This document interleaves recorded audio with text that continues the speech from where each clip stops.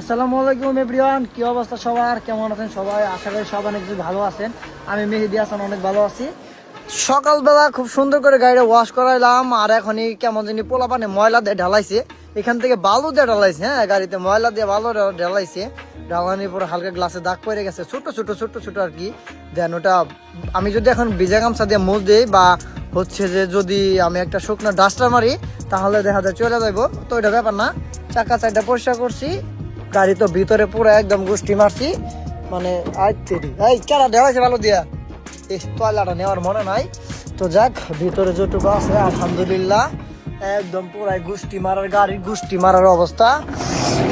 কেনা ঢালাইছে দেখো না, আবার যদি দেখি শিয়াল আমাকে কামড় দিয়ে কেউ ঢেলাই থাকো, মনে রাখো ঢেলাই আছে গায়ে শেষ করে ঢালাইছে।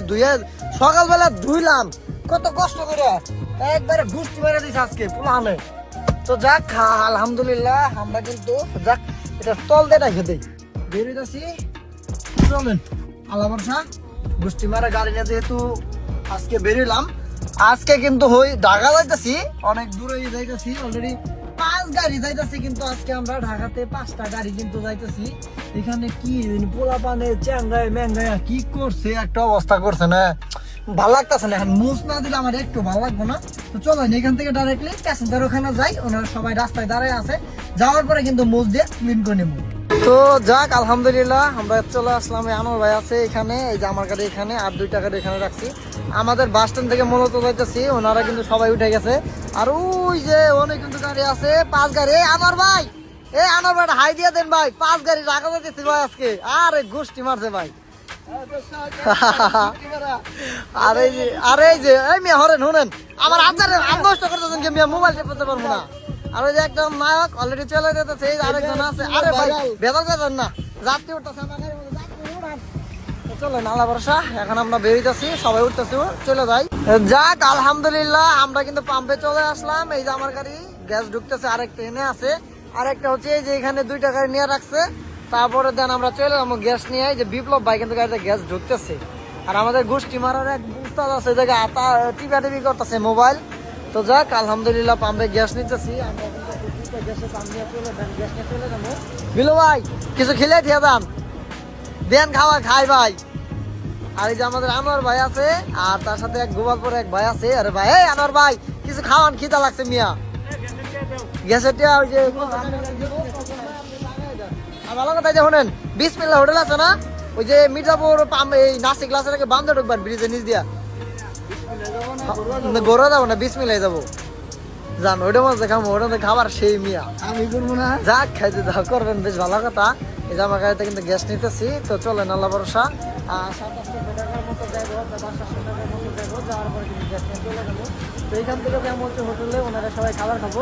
আর আজকে কিন্তু আমরা 5 গাড়ি আসছি, 1টা 2টা 3টা, ওই একটা 4টা, আরেকটা পিছনে আছে। ঠিক আছে মারছেন, বেশ ভালো হয়েছে ভাই, খুব সুন্দর লাগতেছে আজকে আমাদের। যাক আলহামদুলিল্লাহ, আমরা এখানে একটা জায়গায় এসে দাঁড়াইলাম, আর বর্তমানে আছি হচ্ছে 3rd টার্মিনালের একদম সামনে। আর এই হচ্ছে এলিভেটেড এক্সপ্রেস ব্রিজের দিয়ে কিন্তু আমরা চলে যাবো। আর আজকে তুলনামূলক গাড়ির চাপ ভাই সত্যি অনেক বেশি। এখানে দাঁড়াইছে আমাদেরকে কিছু লোক, মানে আর কি ওনাদের জন্য দাঁড়াইছিলাম আমরা, এই জন্য হচ্ছে এখানে দাঁড়ানো, তা নাহলে চলে যেতাম। দেখি ওনারা চলে আসছে, চলেন আমরা এখন এইখান থেকে খুব দ্রুত বেরোই। ভাই চলেন তাহলে চলে যাই এখান থেকে। যাক এখানে আসছিলাম, বর্তমানে এখন চলে যাইতেছি, সবাই উঠতেছে, ভাই আছে।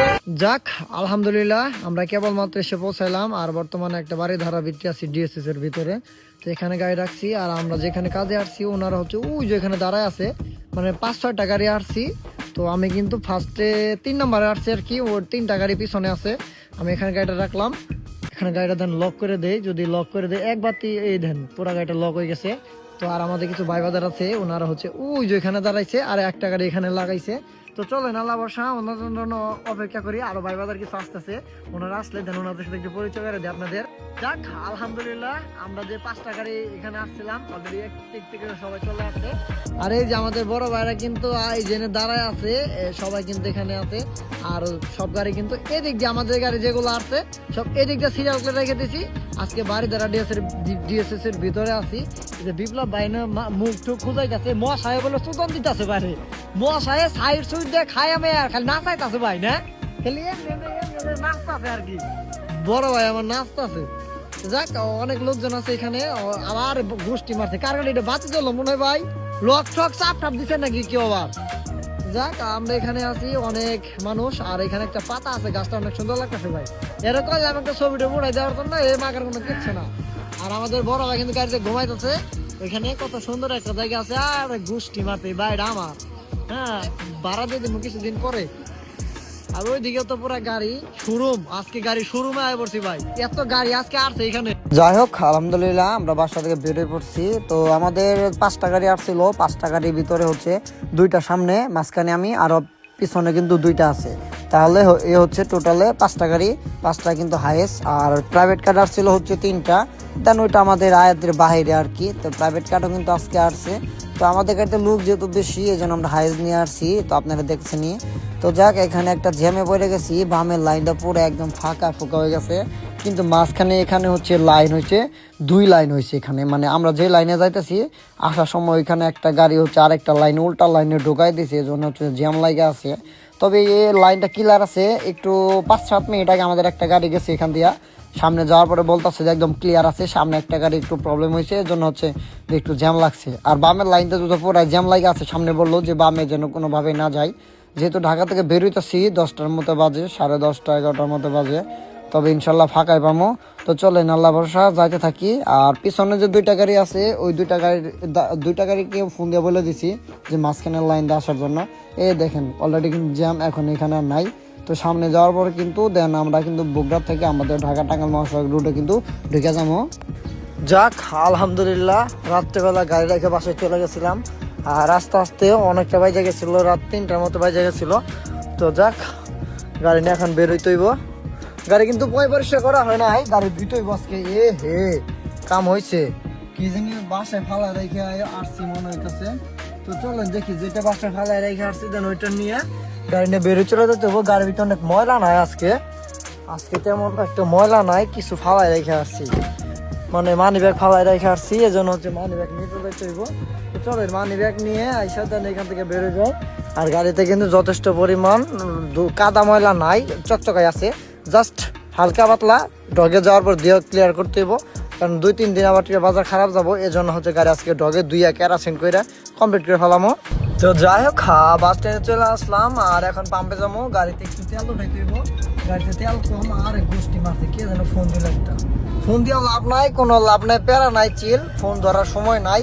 সারাদিন মানে রাত দিন 24 ঘন্টা একটা আবার একটা ফোন আসতেই থাকে, পাগল হয়ে যায় ভাই, সত্যি কথা ভাই। মানে কি কই আসলে এসি বন্ধ করে দিতে, একটু পাম্পে ঢুকতেছি।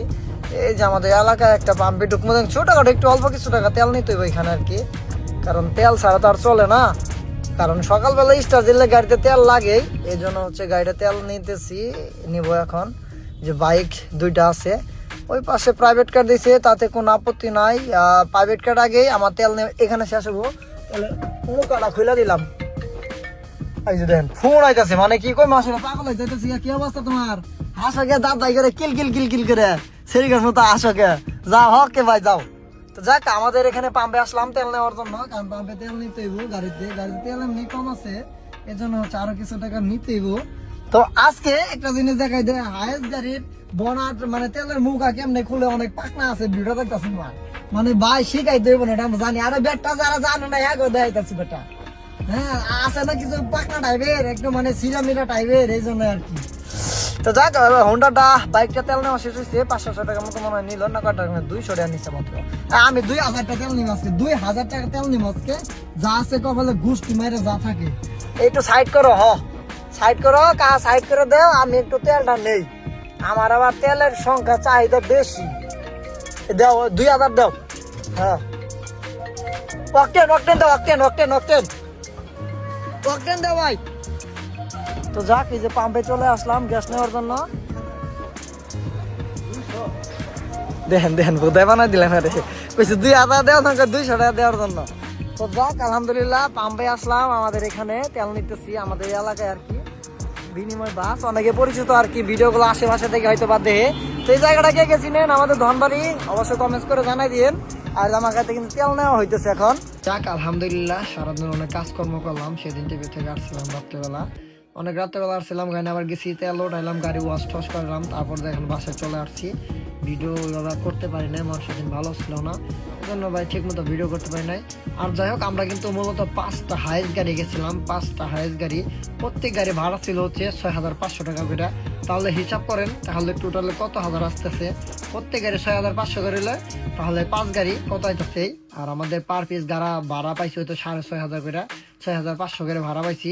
1700 টাকার মতো সিএনজি লাগছে, যেখানে গেছি যাওয়ার সময় একটু জ্যাম ছিল, মাথা নষ্ট জ্যাম ছিল, আর আসার সময় তেমন একটা জ্যাম ছিল না, আসার সময় ফ্রিতে চলে আসছি। তো যাই হোক, আর ইনকাম যদি বলতে যাই 6500 টাকা ভাড়া ছিল, এলিভেটেড দিয়ে চলে গেছিলাম, ওইখানে এলিভেটেড এক্সপ্রেস টুল দিতে হয়েছে আমাদের 80 টাকা, 80 টাকা পাইলে বাদ দিয়ে দিলাম। তার মানে হইতেছে যে আমাদের ভাড়া হইতেছে 6500 টাকা ভাড়া, টোটাল খরচ হইতেছে 1700 টাকা সিএনজি, 1200 টাকা খুরাকি, আর হচ্ছে 100 টাকা আমাদের এলবি এক্সপ্রেস টুল লাগছে। এটাই সব মিলা খরচ হইতেছে এটা। আর যা থাকে মোটামুটি আলহামদুলিল্লাহ ইনকাম আছে। তো যাই হোক, আবার দেখা হবে নতুন কোনো ভিডিওতে নতুন কোনো কিছু নিয়ে। আল্লাহ হাফেজ।